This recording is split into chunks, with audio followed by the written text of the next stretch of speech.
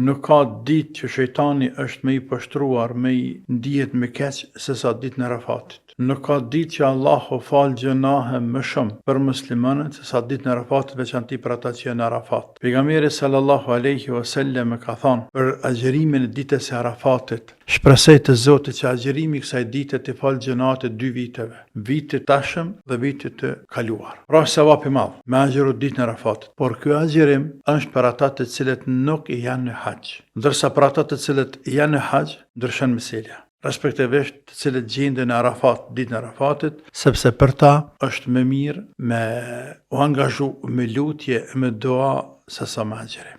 Andaj themi se është sunnet, prej sunneteve të pejgamberit sallallahu alaihi wasallam është edhe agjërimi i ditës së Arafatit. Është sunnet. Me agjëru është mirë, me agjëru komplet familja. Ditën e Arafatit, ditën e Ashurave është mirë, komplet familja më zgju me agjëru. Natyrisht nëse kanë mundësi, nëse s'kan mundësi se për shembull fëmia vegjël e lodhen dita gjatë të tjera, s'prish punë. Por në parim është mirë, është preferuar me angazhu këtëra të shtëpisë me agjëruar ditë të madhe ditën e Arafatit.